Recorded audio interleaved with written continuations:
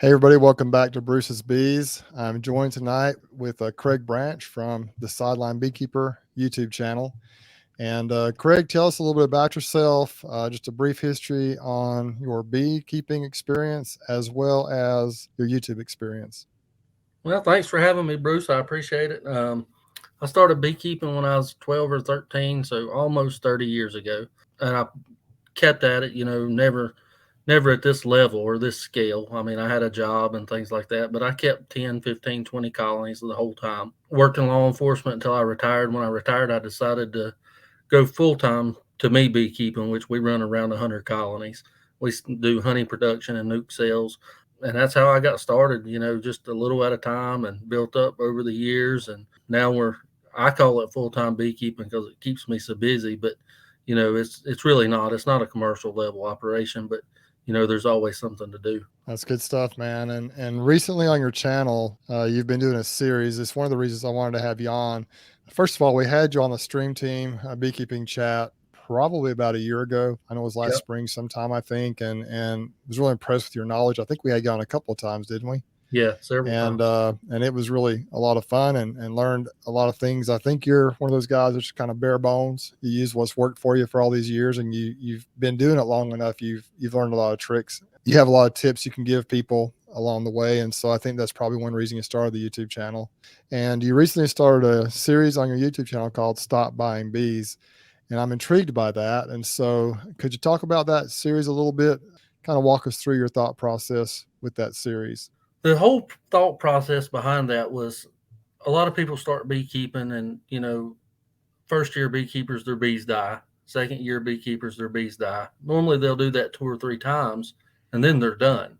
Nobody wants to keep buying bees every year I'm not going to call it a failure because it's never a failure unless you give up, but if they die, they don't want to keep putting that money back into something that's not rewarding to them or where they can put that money somewhere else. So we've become self-sustainable in our operation. And that's what led me to want to teach other people to be self-sustainable because it's not hard to be self-sustainable. And if you come out of winter with, say you take 50% losses through the winter, as long as you know several core simple steps, you can make up for your losses.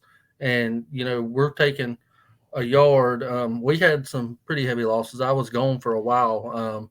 We took probably about 20% losses this year, and we're trying to build our numbers back up also. So I said, well, what better time now than to clear out our home yard where it's close by and we can do everything we need to do and take two beehives in the configuration that a hobbyist would use and teach people how to make those two hives into 32 hives. That's our goal was 32 this season, and everybody knows there's variables. It may work, it may turn into 18, it may turn into 20, and it may turn into 10. It's hard to say, but our goal was 32. Kind of briefly talk about what you've shown on the series so far, some of the steps you've taken. I guess you just started it this spring, right? About a month or two ago, right? The Yeah, series. I don't know the date. I think it was right toward the end of February, mid February, because our season starts early. So we wanted to crack those bees open and look into them, see what they look like, to see what we had to work with, because we may have had to bring two different hives in, obviously, to use if those were dead or whatever. Well, we cracked one open. It looks great, and the other one has a drone laying queen. Oh So gosh. coming out of winter. And that's real beekeeping. I mean, that happens to everybody, and there's nothing you can do about it.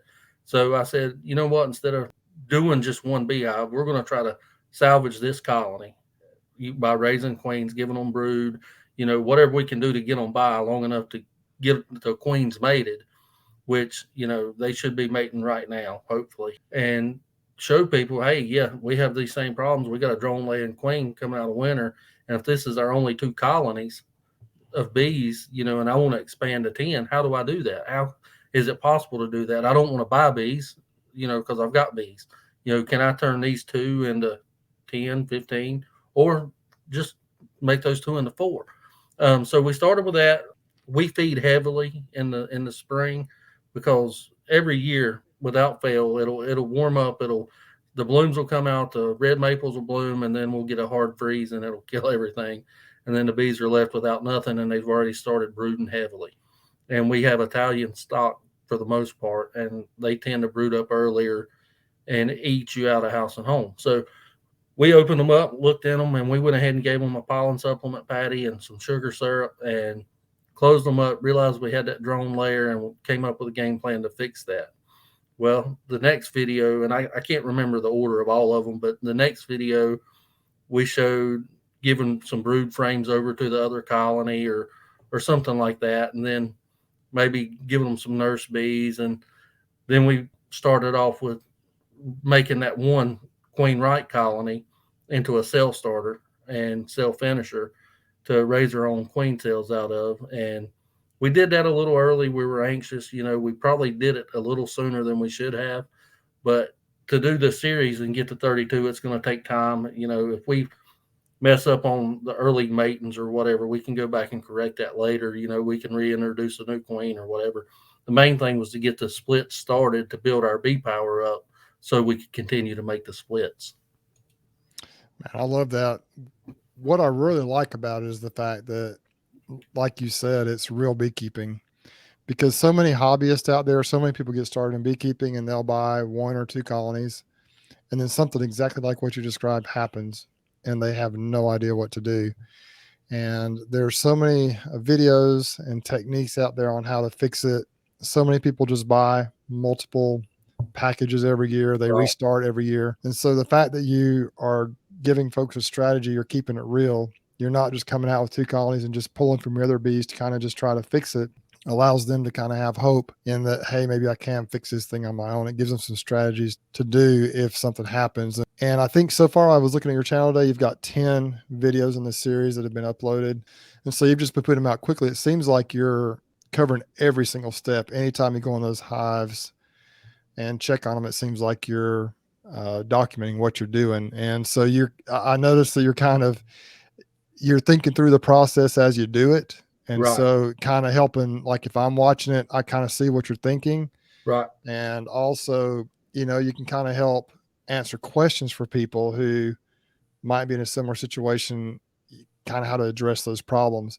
So you did have the drone laying colony, but you addressed the issue right there. Instead of just dumping them on the ground and going and getting another colony from somewhere else in your operation, you're trying to fix it in a similar way that maybe someone else can do it to give them some hope. And like you said, sometimes it doesn't work out, sometimes it does, but it looks like you're getting things straightened out. Yeah, we're definitely getting things straightened out. And the whole process of this was going to be basically a year in the bee yard. It's going to be everything from us growing our bees to when we're feeding our bees, while we're feeding our bees, while we're adding pollen supplement, while we're treating for mites, and when we're doing this thing. Just so if it's somebody that's starting with 2 or 3 hives and they build to 10, if they're relatively close to us, it gives them a timeline of things that they should be doing or looking out for to help them maybe get through that hurdle of the winter, or to realize that in where I'm at, North Carolina, we have a long dearth period. And if I don't feed my bees during the dearth, I have tiny clusters going into the winter. You add that with mite problems. I've learned over the years that one stressor a colony can typically deal with, say it's got a little bit of varroa problems, or then you add in a dearth. That's 2 stressors. That's pretty hard on them. You get a third stressor coming in there, and they just typically leave. In my experience, they leave the box. They're gone, because bees have no other way to rationalize except, we've done everything we know to do. It must be where we're at. And then they leave, and then they call it absconding or colony collapse, a lot of different terminology for it. But in my opinion, it's just so many stressors on those bees that it's their last ditch effort of survival is to get out of that location and start a colony somewhere else. I tend to agree with that. My first real experience with that, where I had any idea what was going on, was back in 2015. I think it was the 3rd year I had bees, and I had these 3 super strong, wonderful colonies that I built up over the summer. And I was excited because back then I thought that if you left more honey on the colonies, it would be good in the spring. I thought, man, just leave as much as you can, and that makes sure they have enough honey. And I didn't realize that could actually be very dangerous, especially here in the South. And I ordered some queens from a guy up north, Tim Ives. He's kind of a guy that I followed a little bit in the past. He builds these great big monster colonies the way he does it. It's his own kind of technique that he's mastered, and it's a little different than what most people do. But he has some really nice queens, some really powerful queens. And so I ordered some queens from him. He doesn't sell many of them, but he was kind of working me through the process down here, trying to figure some of that stuff out. And he was willing to sell me a few. So I had those queens ordered. I was real excited about it. And I got the split set up one evening. It was in early August. And when I got them set up, I thought everything was good. I came back the next day to split them off. And I was going to put the queens in there, after I made those splits. And there was one of the biggest swarms I've ever seen up in the tree, about 75 feet up, 60 feet, whatever it was. It was way up there beyond what I could get. And the two of the colonies, I think, just basically had no bees in them. Right. And maybe all three of them. It was a mess. And what had happened was overnight, literally within 1 to 2 days, the hive beetles had gotten the upper hand and slimed those colonies out. And the bees were just dripping. They were nasty. They were sticky. And they had just left, like you said. They just said, we're out of here. And so I think we had probably 2 to 3 very strong colonies up in the top of that tree and one great big gigantic swarm. I learned a valuable lesson about honey then, that you do need to limit the honey supply on the colonies, especially down here in the South where hive beetles are a problem, because those hive beetles can definitely get the upper hand. As summer progresses and we go into a dearth down here, at least here in Alabama, I think it's probably somewhere up there, the queen starts to breed back a little bit. Right. And so you maximize your honey production, and about the time they're just loaded up with honey, the population starts to drop. And that's when the hive beetles can get the upper hand. It also can indicate an issue with mites. If the mite load grows as the bees grow and then the bee population starts to drop back, it's just a perfect storm for issues like that. And so I learned right then the hard way that you need to pull honey. You get honey off of there. I mean, they do need honey to go into the winter, but they don't need 3 supers of honey on there. They need at most 1 super, and you need to make sure the population is great enough to keep those hive beetles somewhat under control. And so that was a valuable lesson. And it's just like you say, I agree with the stress factor, that the stressors cause issues. And if it gets to be too stressful, they will literally abscond. Right. And that's another reason we set these colonies up to look like a hobbyist beekeeper. They have a deep and a medium or whatever configuration was on that first video. We did that intentionally, and we overwintered them that way because we've been thinking about doing this for about a year. And that's not our typical way of doing things. We overwinter singles. When we take the honey off, we push all the bees back down into a single, because the queens, we're in a dearth when we take the honey off. The queens scaling back. Most of those bees that are hanging on the front are foragers. Their lifespan's limited anyway. And we immediately start throwing feed to them because we want to keep that queen stimulated, because like you said, the mite population's growing, and with that queen scaling back, that mite population is just going to keep growing. Now, keep in mind, we're going to treat those colonies for mites, but when we have a single box, for us, it's easier to keep them fed. We know how much feed they've got. We've got one single cluster that we don't have to worry about, is it too cold for 3 or 4 days and they can't move a frame over to get the food, because I can lay a sugar brick over the entire cluster of bees and they've always got emergency food on top. And we can throw a pollen supplement patty on it, and we can keep that queen just pushing forward just enough to get her to the fall flow. We don't have much of a nectar flow here in the fall, but they bring in a lot of natural pollen. And we start feeding probably 1-to-1 in September to start letting them get it heavy. The box is heavy, and we try to be done by around Halloween and get them kind of squared away, and then do any requeening or whatever we need to do in the fall before winter sets in. But most people don't run bees in a single like we do, and you do have to be in them a lot more, especially in the spring, because they're going to swarm. So if you don't have time to, go in and equalize and things like that, it may not be the best way to run your bees, but it's what works for us. So I think the whole purpose behind this series you're doing is to help someone who is a hobbyist or a new beekeeper have success. Would you agree with that? Absolutely. And so I guess my next question would be, what would you recommend a new beekeeper that's interested in getting into the hobby to do, as far as number of colonies and maybe equipment they should buy? What would you recommend folks to do to get started? Well, I've always been a big proponent of buy what you can afford. Don't go into debt.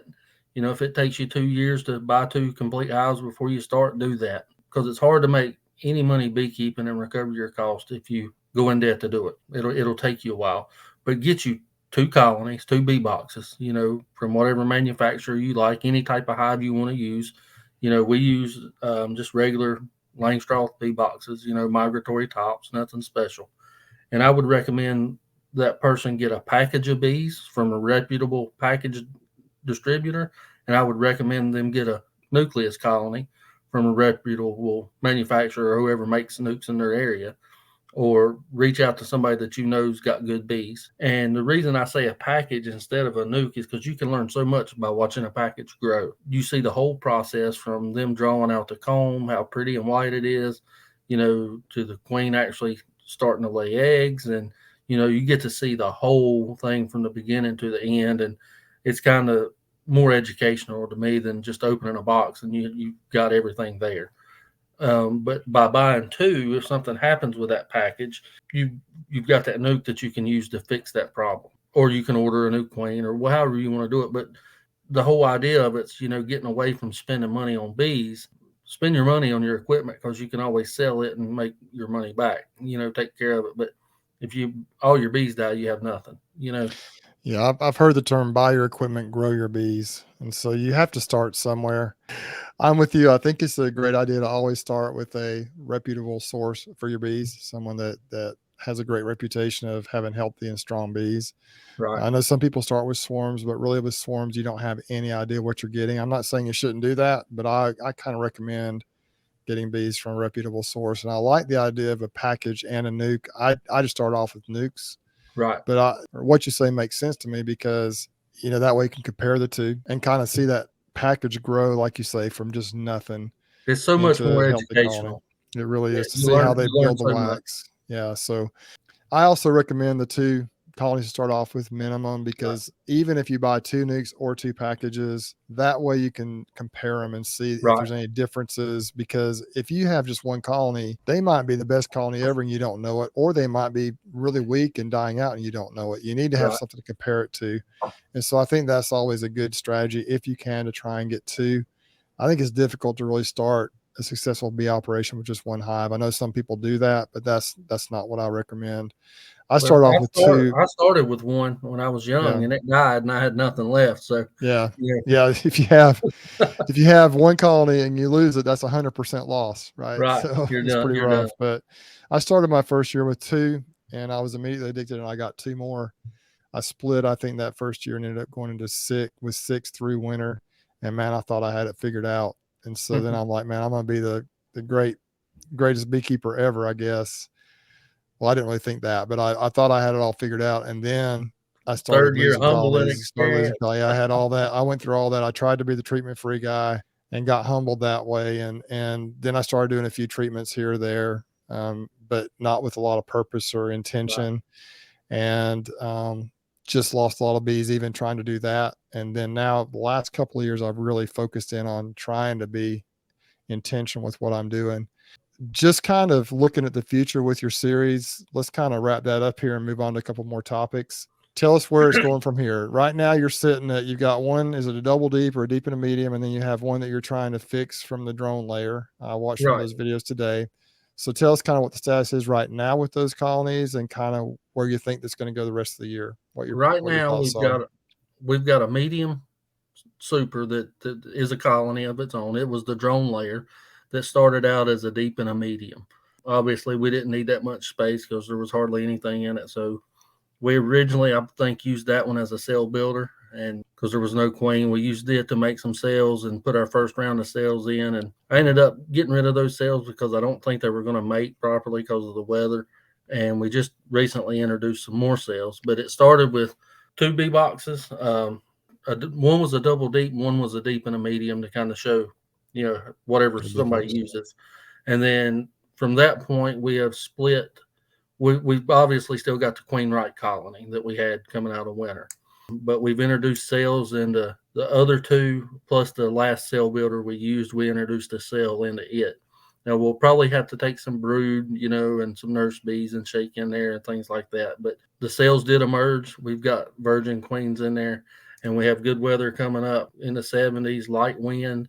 So hopefully they'll get mated, and we'll be off from those one good hive and a troublesome hive to four hives. And then we'll start it over again. Once those build up enough to split, we're going to raise queens again, and we're going to split those, and those will be 8. Once those build up, we're going to raise queens again, split those in 16 to 32. Or Okay. we may go till we run out of equipment if the season allows, but I don't look Sure. for that, but Yeah. that's where we're at. We're hoping to do a little more in depth on how we raise our queens, but that topic's been covered a lot by a lot of different people, and we don't use any real different method than anybody else, so I'm typically on that. If you got a question, ask me, I'll answer it. But it's not hard to raise queens, and a lot of people do it. Bob Benny's got a good video on that. He's real in depth on it, and I even learned some stuff from him, and I'd been raising queens for 20 years. So learn how to raise queens, and if you can raise queens, 90% of the time you're going to be successful. So I would encourage everyone to go to Craig's channel. It's the Sideline Beekeeper, Craig Branch, and just go ahead and check it out. If you like what you see, subscribe to the channel, like the videos, but watch that series especially if you're new into beekeeping, even if you're not new, but just kind of follow his journey, because so far he's run into several issues and really just shown how to overcome those issues. And it's things that anyone can do. That's what I like about it. Anybody can do this. And if, like you said, if you end up with 8 colonies, well, you said if you end up with 10 colonies or 32 colonies, you've greatly increased your hive count going into the future. And if you go into a winter with 10 colonies, if you come out even with 8, man, the next year, if your goal is to make bees, you can be strongly and firmly into that sideline camp of 50 to 50 60, colonies. even 70 colonies, just starting off with 2 this year. So this year is your growth year. This year to really get things rolling if you want to grow your hive count. And then next year you'll have more flexibility to play with that and decide what your number really is, what you can handle. As far as the honey goes, you won't probably get a lot of honey off of these this year, but next year you're setting yourself up for a nice honey crop if you keep them strong and get them through winter. Correct. Even if you go into winter with 10 and you come out with 5 or 6, you're still way ahead of the game. And so I love the concept of it, Craig. I think it's a great idea. I just like what you're doing and saying, hey, if you want to grow bees without buying bees, this is how you can do it. You don't have to keep buying bees every year. A queen nowadays, we sell them at $35. I mean, I don't know what the big queen producers sell them for or anything like that, but that's money out of your pocket that you don't have to spend. We only use queen cells because it takes, except for the mated queens we sell, obviously, but we pull those out of nukes. It takes so many bulk bees to make mated queens, and it's just so hard for us to build up our numbers, and it's so time consuming, and that's not the avenue we wanted to go. So we do everything with queen cells, and it works out pretty good for us. I've had tremendous success the last couple of years. I'm using queen cells probably for the last 2 to 3 years. I've done a lot of that. I have introduced a few mated queens still, just trying to change my genetics. But man, even if you purchase the queen cells, if you can find them to purchase, $4 to $5 a piece, it's a little bit more sometimes for some of the more high level queens, but if you buy them in bulk and you can get them for $4 or $5 a piece, man, you can have 5 or 6 queens easy by the time you buy one mated queen. And even if the success rate isn't 100% or perfect, you're better off for that. Even if half of them mate, you're still way ahead of the game financially if you do it that way. So like to go ahead and move on to another topic now, Craig. On my channel here, I've got a playlist called Intentional Beekeeping. This is an idea that was tossed around on the stream team a while back, and I've kind of tried to run with it a little bit. I think it's an important term. And, you've heard the term sustainable beekeeping. There's other little terms out there that you hear in the beekeeping world. The term may be out there, but it's something I've really kind of latched on to. If you could just kind of define in your mind, I'm throwing this at you blindly, you weren't expecting this, but what do you think it means to be an intentional beekeeper, or what does the term intentional beekeeping mean to you? An intentional beekeeper has a set goal. Doesn't mean you're always going to reach your goal, but you have a goal. Every time you go in that colony, you have a goal. You're not just going in there to observe them, unless you're brand new. I mean, there's nothing wrong with going in there and looking around, but if you're intentionally beekeeping, you've got a goal in mind, whether it be a profit, whether it be to grow bees, whether it just be have bees that stay alive through the winter. And there's certain steps that you have to take along the way to ensure that that's going to happen. And I like your term, honestly, because there's no such thing, in my opinion, as unintentional beekeeping. Those days are long gone. You can't, the days of just putting bees out in a box and saying, yeah, I've got bees and them doing fine, that's over. So if you're not being a beekeeper and intentionally managing your colony like you would any other livestock, you're probably not going to be successful. I tend to agree with that. I feel like intentional beekeeping, in a sense, it means every time you go into the colony, every step you take, there needs to be a purpose for it, a reason to Yeah. do it. I was unintentional with what I did. I didn't know what I wanted to do there for several Right. years. And what happened is I got pretty good at growing my numbers, but I would get humbled every year, it would seem like, because I would lose some or I would get in over my head.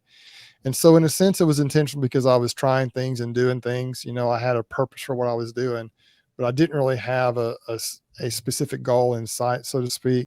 Just going in hives just to observe and see what was going on. And I think you have to do that some when you're a new beekeeper. But as you move down the trail a little bit, you really need to have a reason for going in. And I think Right. that's one of the things that an intentional beekeeping means to me is, and it kind of gets better. You become more focused and intentional as you gain experience. Right. And I think that's important. But there are three things that I'd like to kind of talk about now, maybe move into a little different topic here. Most people on this channel probably are familiar with the Hive Life conference that goes on every year now down in Tennessee. Cameron Reynolds and his wife, Laurel, and their organization put that on every year. And it's been a tremendous opportunity to learn. It's really established a pretty powerful community. I like to call it the Hive Life movement. But Right. Kamen has three principles that he goes by, and I've started trying to adhere to these principles. It's helped me to be more intentional.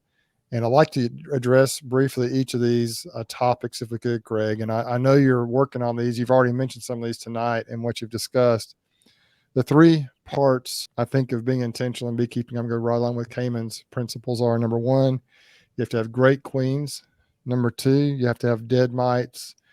And number three, proper nutrition. So let's start off talking about great queens a little bit.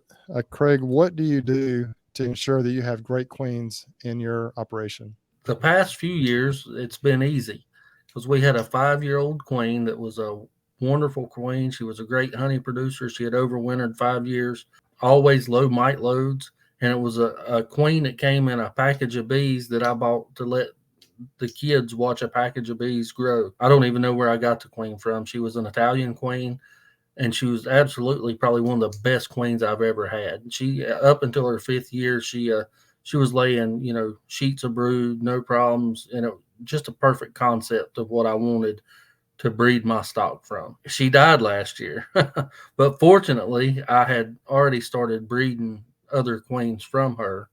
And if you'll notice, I generally use a yellow dot in my operation if I'm not selling bees for because we requeen a lot every year. And but I'll generally just use a yellow dot, and that marks that she is the offspring of that 5-year mother because I want to keep those genetics going. But the absolute main criteria I would have if I was starting to breed queens or raise queens of my own would be number one, they have to overwinter at least once. They need to be gentle, not carniolan gentle but they need to be workable. And depending on what you're wanting, are you wanting to sell bees or make honey, would depend on if you're wanting a queen that's good at making honey or good at just raising a lot of brood and go from there. So yeah, we were very fortunate to have that one good queen. We'll probably never have another one like her, but she was great. But we've got her offspring now, and that's what's in the series we're doing now is one of her daughter queens that overwintered, and the other one was one of her daughter queens too that I assume just didn't get properly mated or whatever. But good queens, if you don't have a good queen, you're not going to have a good colony. Yeah, I tend to agree with that. And I think after talking to folks like Greg and Corey and some different people, Ashby Miller, I talked to him Yeah, a few weeks ago, and just a tremendous interview with that guy. He's up and coming. He's really doing some amazing things up there in North Carolina, but he's really focusing on great queens. I think that's the main emphasis on what he's doing up there, and trying to do the VSH stuff and really working with Corey and just trying to scientifically create a really good bee. And so, right, but from talking to him and Corey and some others, I've just realized that you just kind of have to be willing, and even Gus, from talking from him and Corey and Gus and some other people, Greg, you just have to be willing to cull those that may not be right. what you want. At least that's what I've learned. I hate to do that. It's hard for me to smash a perfectly good looking bug. But honestly, if you want to develop certain traits in your bees, you have to be willing to eliminate those genetics that you don't want. And Right. that's that. And I think there's two ways to do that. Number one, you cull out the bad stock that you don't want. And number two, you have to make sure the area is flooded with drones that are what you want. And so people always think about the queen genetics, but really half of the genetics in your bees are from the drones. Right. And so if you want to be a queen breeder, if you really want to establish a good queen or good bee, and for your own operation, and then maybe eventually to be able to sell or share those genetics with other people, you have to be willing to make the hard decisions to develop that stock. I'm kind of trying to go through that process now. I'm not there yet, but I'm probably a couple of years behind maybe Ashby, what he's doing and some others. But I'm putting together a plan to try and figure out how to do that better. I've got a few queens right now I need to probably replace. But I love the idea. I guess I've always known this, but didn't really comprehend the importance of the drones. Right.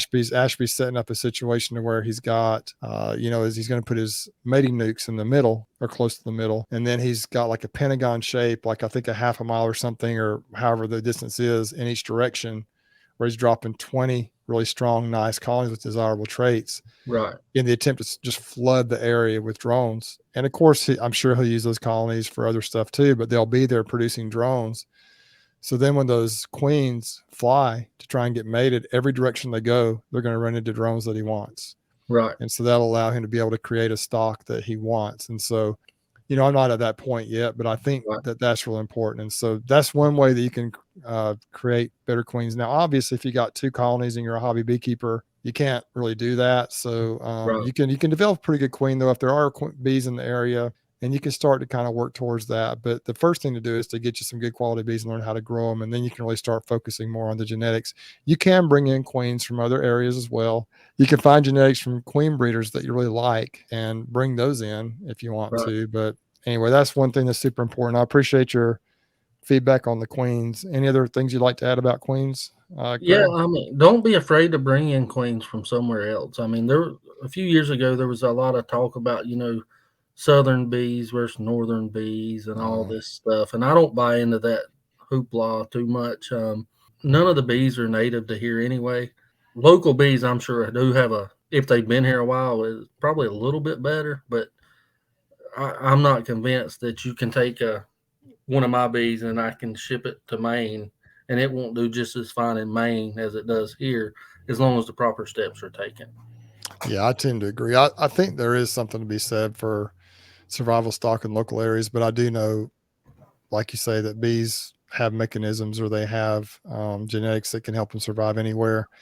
I do believe that, for example, the Africanized bees don't do well in the north. And so Right. I do believe there are some situations with that where there may be some difficulty for certain bees to survive in certain areas. But overall, I think they'll do well. Greg has talked about Georgia package bees or Georgia bees that he brings up to Ohio that do just fine through the winter. Right.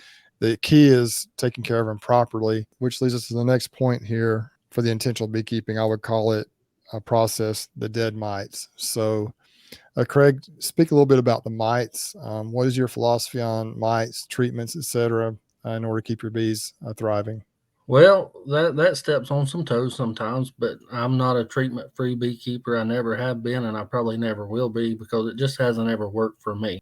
It can be done. I understand it can be done, but it would be hard for me to do it with the beekeepers around me because we've got a lot of other hobbyist beekeepers that do no treatments at all, or if they do one shot of OAV in the summer and call it good, and then they're looking to me to buy queens the next year or bees. And so the non-treatment thing is a non-issue for me. I have to treat my bees where I'm at. And what we generally do is we start our year in late July treating for mites. I'll use different products. I've used Apivar, which I like. Some people said there were some issues with it. I've personally never seen the issues with it. It's always worked good for me, but I'm not doubting that they've had some problems, maybe in quality control, with the company that makes it or whatever. But for me, it's always worked well. I use ApiGuard also.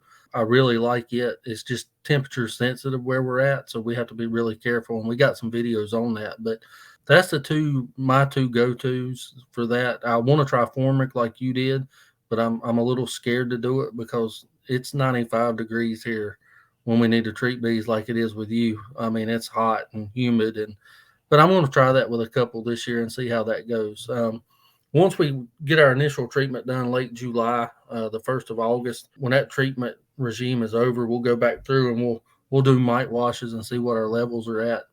And usually they're pretty low. If I do the mite washes after the first initial treatment of, Apigard or Apivar, whatever I use, and it didn't knock it out, I'll simply reverse what I used and say I used Apigard. I'll drop some Apivar strips in it and knock those mites down even more, or vice versa. Whichever one I didn't use the first time, I'll drop in the second one. And then I'll do another mite wash going into the fall to make sure I got low mite numbers. We're hardly ever broodless here, so it's hard to really knock the mites out. And then around Christmas time, I'll do 3 rounds oxalic acid vapor. And then in the springtime, I'm getting away from treating in the spring because that oxalic acid really helped me. I didn't catch on to that till later on, in my beekeeping career. But before that, I would use Apivar in the spring because it doesn't slow down the buildup like the thymol does. But if you've got colonies that are on the verge of swarming, going nuts, it might not be a bad idea if you got a mite problem in the spring to give them a little bit of that Apigard, because that'll shut that queen down for a little while and maybe keep them from swarming and get your mite level under control. You just got to play with it and figure out what the dose is, go by the label, and talk to some people around you that's done it, or call me or whatever, email me. And you don't want to shut her down too long, but you can use it enough to knock your mite levels down until that queen can kind of outproduce the mite load. And that's basically our mite regime. And then sometimes in the summertime, like if I'm making splits, anytime like these in the series we're doing, as soon as these queens start laying good before they cap the brood, we're going to be hitting them with oxalic acid vapor just to tidy up any mites we know of that we've got. And yeah, that's pretty much our regime on mites. Any way you can get rid of them is the best way to get rid of them.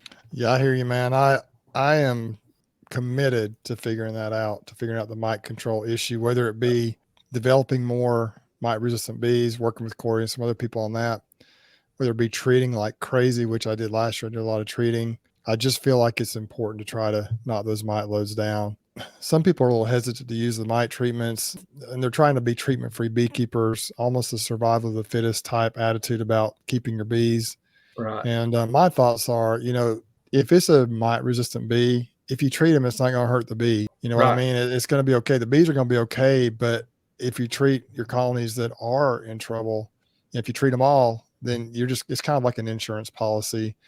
My new philosophy on mite treatments is pretty much I'm trying to knock them down right now or through the winter, and then right now in the early spring. The reason I want to do that is because I hope that'll keep the mite loads down going into summer. I kind of learned that principle. Ian talks about that a lot, about trying to get them knocked down in, the early spring. And that way you may not have as much loss in July, August. That's when I usually have my biggest issue. And so, because down here, when the honey is on the colonies is when the mites are probably wreaking their havoc, and you really can't treat with even formic, which I'm trying to use a little bit now. It's too hot in the summertime to use it. You really can't use Apigard with honey on the colonies. You can't use Apivar with honey on the colonies. And oxalic acid, it's kind of iffy whether or not you should even use it, but it's not going to do anything with all the brood in the colonies. And so you're kind of messed up then.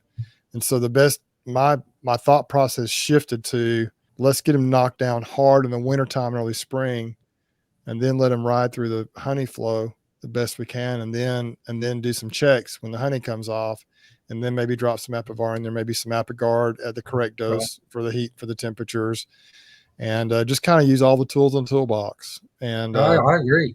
But the ultimate strategy for me is going to be to kind of try to work with Corey a little bit, and maybe Ashby and some different people, maybe Greg a little bit, and try to figure out a way to kind of hit them with everything they need. Even if you could eliminate one treatment a year by having a more mite resistant bee, that would be cost effective. It could help in a lot of ways. And so I'm not afraid of the formic anymore. I think it's less harsh on the bees than I thought it would be, much less harsh than I thought it would be, especially if I leave the wrapper on now that I learned to do that. Anyone who's watching this video hasn't seen it yet, I just dropped a couple of videos over the past couple of days on Formic Pro. The first was a video I dropped about, I tried the product in one of my hives and I applied it wrong and it worked. But then I got some comments from folks saying, hey, you need to do this or that. And so I realized I'd done something wrong. And yesterday I actually called the rep from the company, Tom Nolan from up in Canada, and we talked through what I did wrong and kind of clarified some things. So if you're thinking about using Formic Pro, I'd encourage you to go watch those couple of videos, as well as an interview I did with Tom a few weeks back where he was down here in Alabama, and we sat down and had a nice interview about Formic Pro. And I think a lot of people in the South are scared to use Formic Pro, but I'm not near as intimidated by it as I used to be. The key is that it's so temperature sensitive. You need to make sure you use it properly in the right colony strength and in the right temperatures, and I think you'll be okay. And I like what you said, Craig, too, about using oxalic acid after splits, if you can do that, because then they're broodless there for a little while. They don't have any capped brood. That queen starts to lay, and there's some larvae in there, but if you hit them, then the mites are exposed, and you should be able to knock them back pretty good. Kent Williams years ago, and he said that the queen can generally, if you've got a good queen, can generally outproduce any parasite, that the colony has until the summer dearth, when she starts shutting down, and that's when you run into problems. And that's exactly what I've seen. I don't have small hive beetle problems until she starts slowing down. We have mite problems, but it's nothing to be concerned of to say, oh, if I don't treat them now, they're going to crash. Sure. So that falls back to the good queens and managing your mite load, and they should be able to take care of themselves after that. I do think that a lot of the issues I have July, August, early September, I pretty much stack the honey supers on starting about now, here real soon. And I really don't go into the brood nest much after that. I just stack the honey on, I harvest the honey, I kind of work with that. So the bees kind of have to fend for themselves. And the last couple of years, I think I've gotten into an issue with the bees becoming somewhat honey bound. And then the population goes way down when they become honey bound, because the queen doesn't have a lot of room to lay. And before you know it, you have all those issues you just discussed with the hive beetles taking over, and especially if it becomes a mite bomb and the decreased population, there's more mites, it becomes a problem. So it's a perfect storm at that time of the year. And so Then this the year, other bees rob it out and get the same absolutely, mite. the weaker hive. It's just, people say, look at my cute little bees, but bees are absolutely relentless, and they are brutal. Yeah. They just are Especially not, Italians. they are tough, man. They are tough little critters. And so, there's nothing, it's survival of the fittest during a dearth, man. They get after it. And so let's move on to the third part of this segment right here on the intentional beekeeping, proper nutrition. So you mentioned earlier that you feed quite a bit. Just tell us kind of what your feeding philosophy, I guess, is, and kind of what you do to make sure your bees have the proper nutrition that they need. It's season dependent, obviously. Like right now, we're feeding. I'm trying to stimulate my bees as fast as I can stimulate them to grow. Even though there's only one laying queen in one of the colonies, I want those nurse bees prepped up. I want them ready to go when that queen starts laying, because these bees are older and they're going to have to resort back to lay, to being a nurse bee. Basically, I'm going to shake some more nurse bees in there, but the more they have, the better they're going to be able to take care of that first round of brood. So right now we're feeding probably a little thinner than 1-to-1 sugar syrup, and then we're using Ultra B as fast as they'll eat it, and we're keeping that on them. And we'll honestly probably keep that on there the whole series. We'll be feeding them the whole series, I'm sure, and we'll be using pollen supplement for the whole series, because we're probably not going to be done before our dearth gets here anyway. So our feed bill is pretty expensive, but where I live, if you don't feed your bees in the spring, even if it's just a quart a week to keep that queen going, you're going to have tiny clusters going into the winter, and they're probably not going to make it, to be honest. It's real hard on them here, and even if you leave honey on them, like you said, it's usually unprotected because the decline in the honeybee population. Or I've noticed sometimes they won't even touch that honey, and they'll stay in the bottom box for whatever reason. I don't know. I don't have any answer for it. It's just something I've seen. That there's food on the colony, but they won't use it to raise brood, and they'll just kind of be dormant, so to speak. Yeah, I think bees really prefer to have nectar to raise.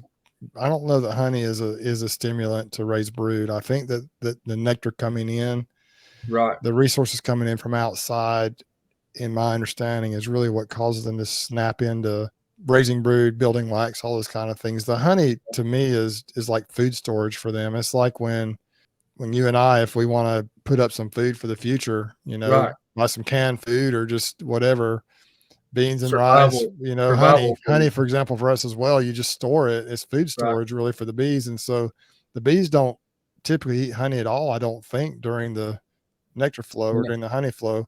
If you put honey out for them, if you lay a frame of fresh honeycomb out there for the bees to clean up, like you've got a frame of honey Yeah. and you just want the bees to clean all the honey out so you can put it back on your colony, they won't touch it if there's a flow going on. That's If you correct. take wax cappings from a honey harvest and lay it out there and there's a honey flow going on, they'll fly right by it to the bush Yeah. next door and they'll be up there in those flowers pulling that nectar out, because nectar Yeah, is they actually definitely much like more nectar nutritional. better.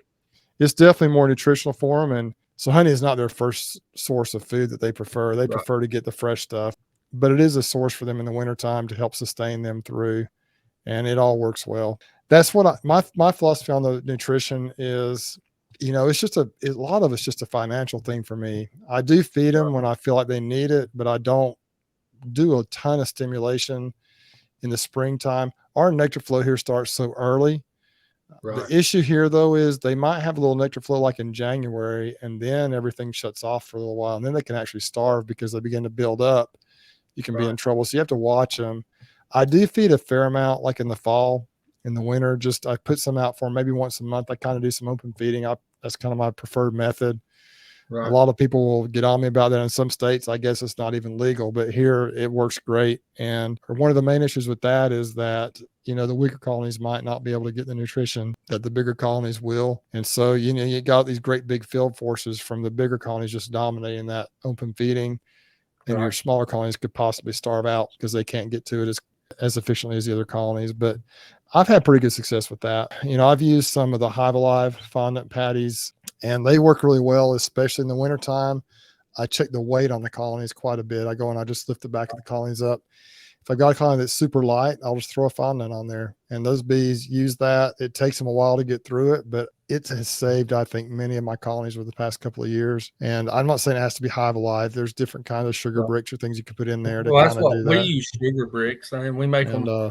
We keep 100 at a time. Even right now, we keep sugar bricks because if you've got a small colony and you're in a dearth and they're being robin season, I don't want to feed them a liquid diet. yeah, So and I don't know that it stimulates them when you no, use it those does. products, but I do know it helps sustain them and get them through, Right. which is really kind of what the goal is.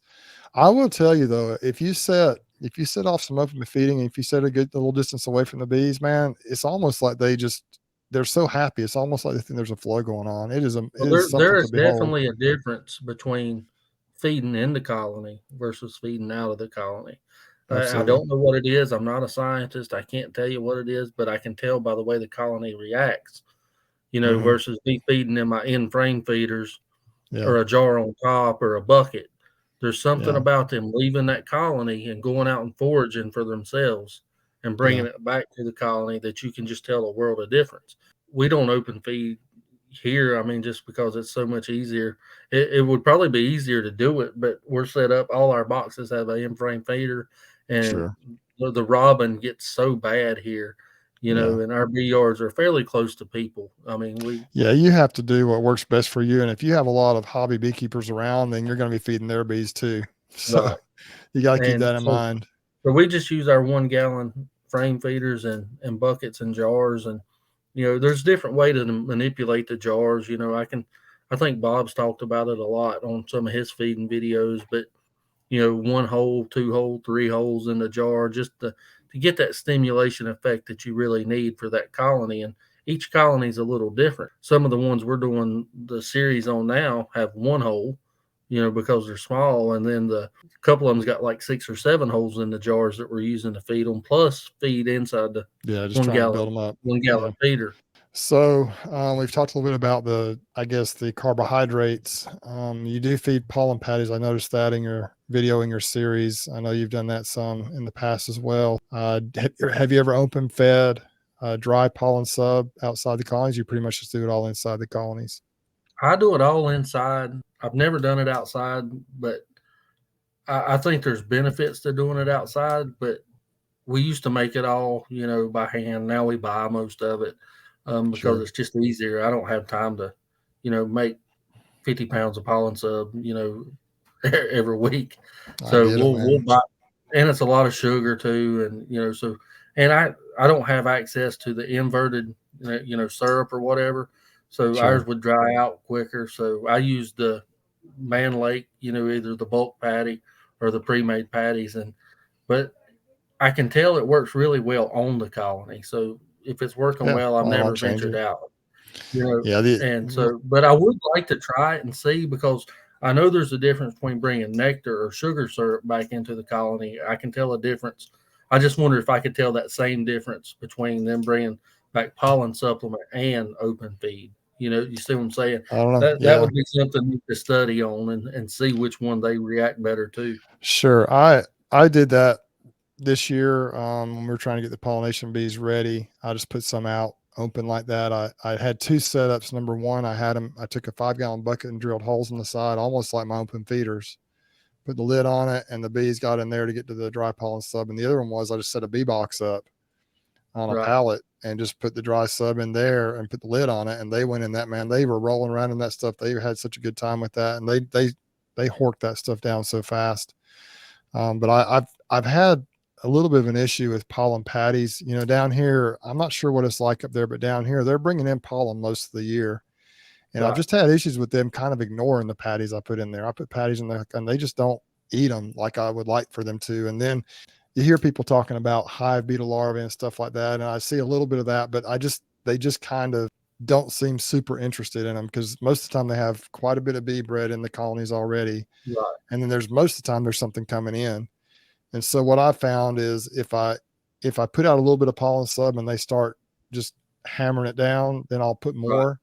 But it's like a flash. It's like a flash need for it. And they'll get it and bring it in, and then they just don't need it anymore because something's coming Right. in somewhere around. It's kind of bizarre how much pollen comes in down here. We really don't have a lot of pollen dearth down here. So Right. I haven't done a lot of pollen supplementation.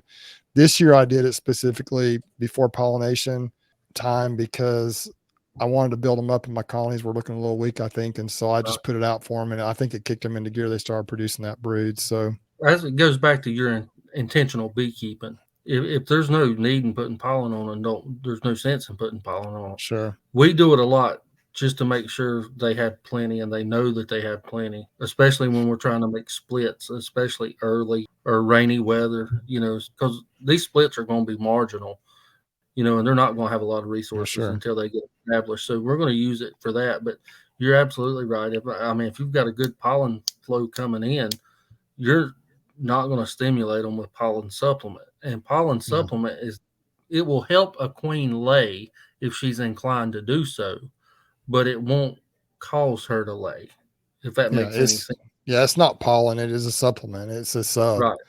And It'll so help her do her job, but it won't cause her to do her job, so to speak. yeah, it'll help strengthen what she's doing, but it's not gonna stimulate Right. kick it's not gonna kick her into gear. Well, Craig, that I appreciate you coming in tonight. I'd like to kind of wrap it up here a little bit, but do you have any tips or tricks for us? Some simple little ideas you may have that we could kind of close out with tonight? The best advice I would have is, if you want to be a beekeeper and grow to the sideline level that you're at and that I'm at, is start buying your equipment now, even if it's, a frame, 10 frames.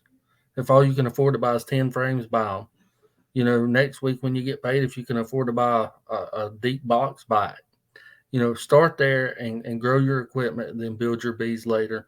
You'll be successful if you do that. But biggest trick, I wouldn't really even call it a trick because it's out there and it's easy to do, is learning to raise queens. If you want to be successful and you don't want to have to spend money every year on queens that you don't know what you're getting, learn to raise your own queens and learn to split bees without having to find a queen. It'll save you so much more time. If we were trying to split our bees and going through every colony looking for the queen, we would never get any work done. And we'll cover that in a video. It's very simple. We just shake all the bees down and put an excluder over the top, bring some brood up top, and they'll equalize it out to what they want instead of us giving them what we think they need. And learn to use the double screen divider board. The double screen board is probably the best beekeeping tip I've ever known of. I started using them about 20 years ago. you don't have to have fancy ones, just build your own. We actually buy ours from Bob because his is the best, Bob Benny's. I actually ran over one with a pickup truck, and it's still fine.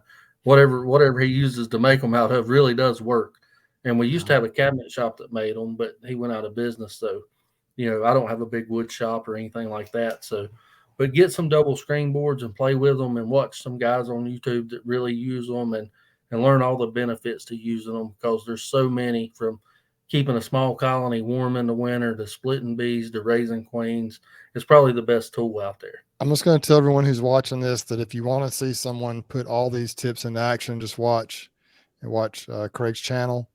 Craig is just bare bones, raw footage, just shows exactly what he's doing and explains why he's doing it about as good as anyone I've ever seen. And so I'd refer everyone to his channel, Sideline Beekeeper, Craig Branch. It's been great, Craig. I appreciate having you on tonight. And once again, just a reminder, he does have this series going on to stop buying bees. You don't have to buy bees to grow. Of course you can do that, but you don't have to. And he's walking you through live, real time right now, exactly the decisions he's having to make. Ran into an obstacle in the very first episode, so he's having to figure this out still. And we're 10 episodes in, and it's ongoing. And so it's really a great series to watch. I've enjoyed watching. I'd encourage anyone who's a new beekeeper or someone trying to figure out how to grow without having to just put a lot of money into buying bees to watch that series. But that's not all that's on your channel, Craig. You've also got a lot of videos in the past of just the different techniques you use, standard stuff. Like you have several videos on the double screen boards, introducing queens, just really everything you're doing. You just kind of let people have a peek into what you're doing. You do a good job of explaining it with every detail. And so, like all of us, Craig, you've got a few little things that you do a little differently than what each of us does, things that have worked for you. And so I glean from all that, and it helps me in my operation as well to be able to learn from and watch and listen to things that folks like you are doing. I've learned a lot from you, from Gus, from just so many different people.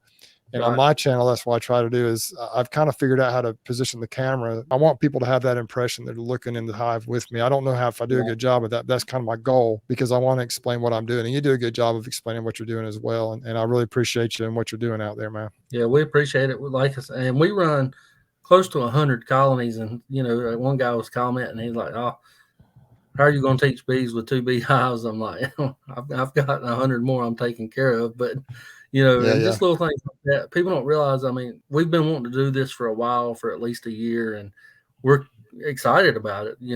Whether you can tell. We're not going to fail at it. We may not reach our number, but, it's better than what we started at. And, it's helping us because we took some winter losses this year. We took about a 20% loss, and it's helping us build our numbers back, and it's helping other people learn how we, as a sideline beekeeper, build our numbers back. It's not the only way, and it's probably not the best way. It's just what works for us, and we've been doing it so long.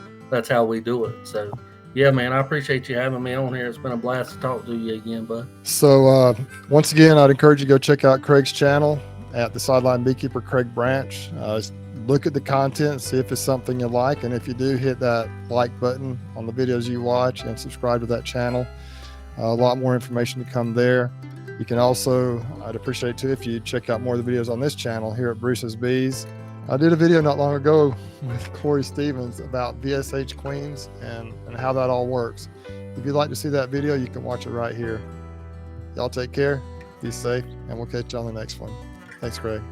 Thanks, bud.